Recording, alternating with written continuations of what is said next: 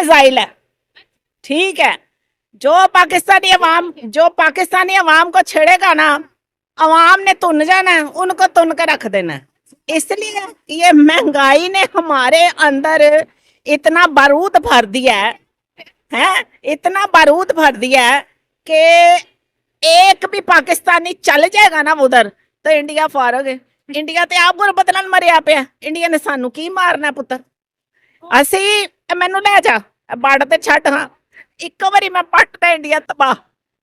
आप अपने साथ बम बांध के जाएंगी? नहीं जी, मैं आप बम्बा, मैं ते आप बड़ी बड़ी बम्बा, मैनू लेके जाओ। मैनू दसो, हमारी फौज बहुत ही ज्यादा जो मजबूत है, मैं हमारे कोई तबाह नहीं कर सका हमें आज तक। लेकिन ये बात भी भूलने के काबिल नहीं है कि कतर में बांग्लादेश अलग हो गया था हमसे। ये अलग होना एक अलग बात है, हमें हरा कोई नहीं सकता।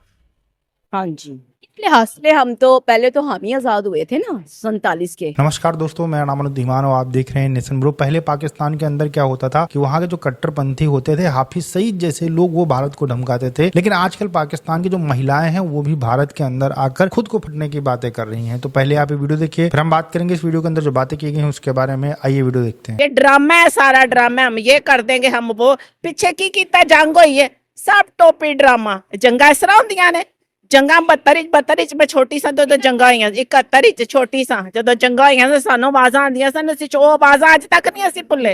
हुण किहड़ी जंग होनी है, हुण ते पुत्र विखावे दी जंग है, सब टोपी ड्रामा हुंदा है। टोपी ड्रामा असीं इंज कर दियांगे, असीं इंज कर दियांगे, उत्थे 4 मिसाइल असीं उन्हां ते 4 जहाज मारते ते 6, सब ड्रामा।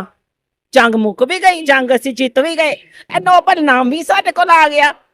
बस कर दे, हमारे पास नहीं आया। हमने ट्रंप को नॉमिनेट किया था नोबेल पीस प्राइज के लिए, मगर अब हम कह रहे हैं कि नहीं भाई, ईरान पर हमला की अच्छी बात नहीं है नोबेल पीस प्राइज देना। हाँ, नोबेल पीस प्राइज उन्हें बम प्राइज दो, उन्हें बम दो, मारो ऐसा। कि आपने जस्ट बेटा बस सारे ड्रामे हैं, ये सारी सियासत है।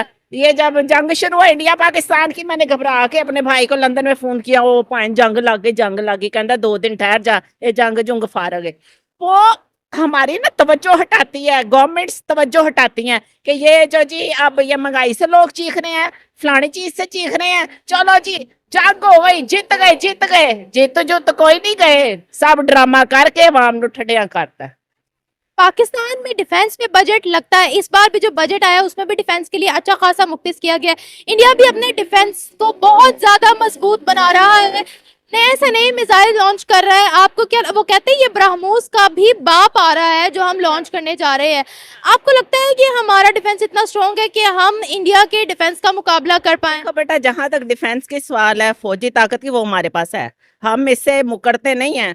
हमारी फौज बहुत ही ज्यादा जो मजबूत है। इतनी टाइम भागे नहीं है ये, जब ये कह रहे थे स्ट्राइक करें, ये करें, हम सीज फायर तो हमने खुद किया ना। वो कहते हैं हमने पाकिस्तान का बेड़ा ही गर्क कर दी है, का मीडिया तो ये बातों से भरा पड़ा है।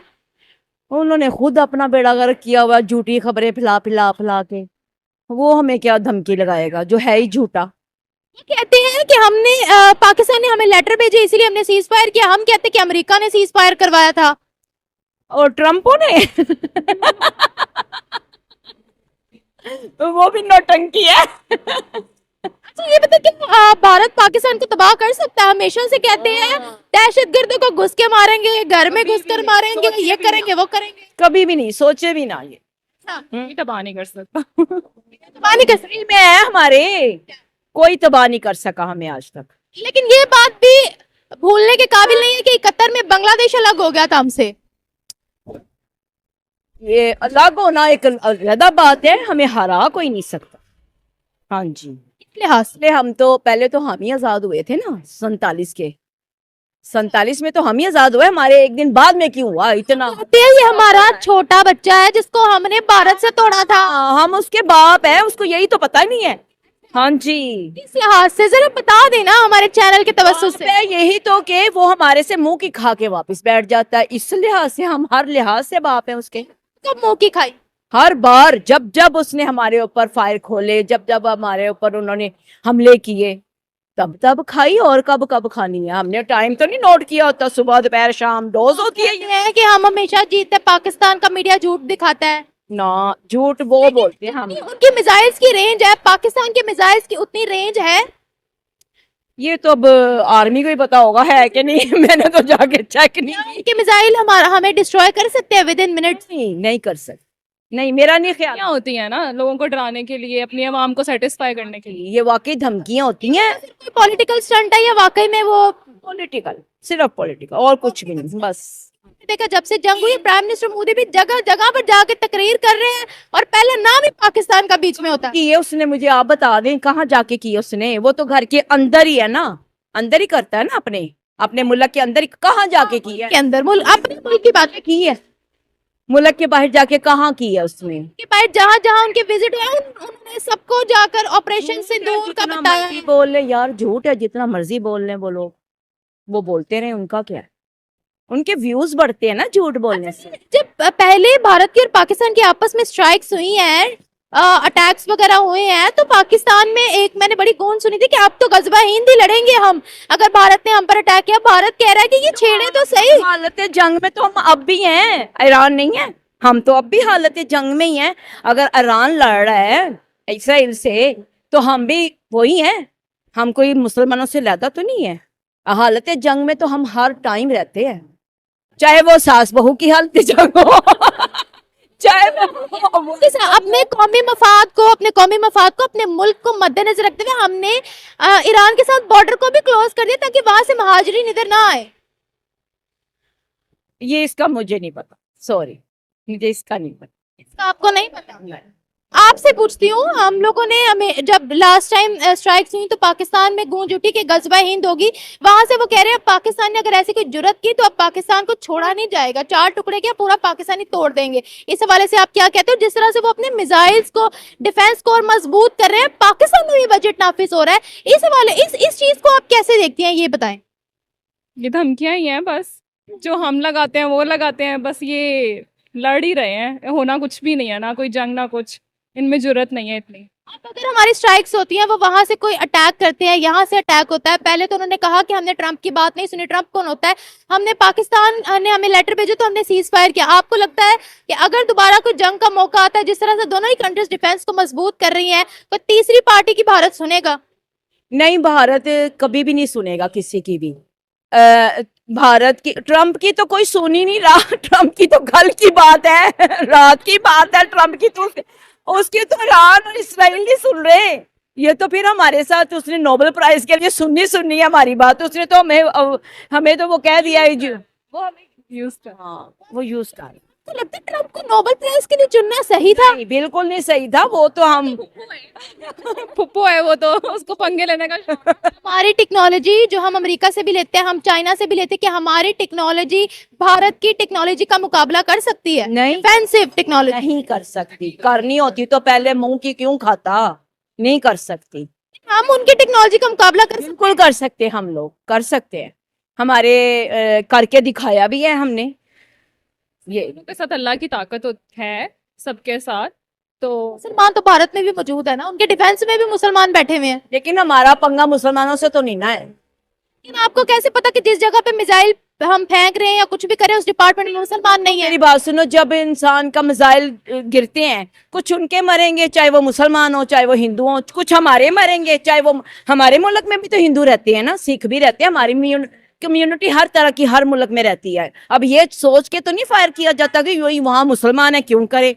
जब मुसलमान है तो फिर है, हमारे इधर भी है। जब मरना है गजा के भी इतने मारे हैं, तो जब इसराइल पे बम गिरा तो वो खुद अपनी मदद मांगने लग गए हैं, पाकिस्तान से मदद करो, जंग रोको। पाकिस्तान से नहीं, पाकिस्तान से नहीं वो उन्होंने यूएसए से मदद मांगी है, ट्रम्प से मदद मांगी है, और उस ट्रम्प की नहीं सुन रहे। वैसे ये बात तो बिल्कुल सही है कि ट्रम्प की दुनिया के अंदर कोई नहीं सुन रहा है। सोशल मीडिया के ऊपर लगातार ट्वीट करते रहते हैं कि भैया ईरान इजराइल का सीज फायर हो गया, लेकिन वहां पर भी जो मिसाइलें हैं एक दूसरे देशों के ऊपर दागी जा रही हैं। सबसे पहले हम बात कर लेते हैं, जो पहले वाली आंटी बोल रही थी कि वो जो है बम है, अगर वो भारत जाए तो वहां पर फट जाएंगी। देखिए, ये बात पूरी दुनिया जानता है कि पाकिस्तान के अंदर बम जो है बांधकर फटने वाले बहुत सारे लोग हैं। इसी वजह से तो कहा जाता है कि पूरी दुनिया के अंदर जो सबसे ज्यादा आतंकवादी पाए जाते हैं और जहां से सबसे ज्यादा आतंकवादी एक्सपोर्ट होते हैं वो पाकिस्तान है। इसी वजह से तो आपकी पहचान है। तो अगर आप ये वाली मानसिकता रखते हो कि हम भारत के अंदर जाएंगे, बम बांधकर फट जाएंगे और उससे बहुत सारे लोग मारे जाएंगे, तो ये बिल्कुल सही है। ऐसी मानसिकता आपके दिमाग के अंदर पहले भी रही है। इसी वजह से आपने देखा होगा कि मुंबई अटैक हुआ, कई सारे आतंकवादी जो है पाकिस्तान से भेजे गए और यहाँ पर आकर लोगों को उन्होंने मारा। अच्छा, तो दूसरी वाली यहाँ पर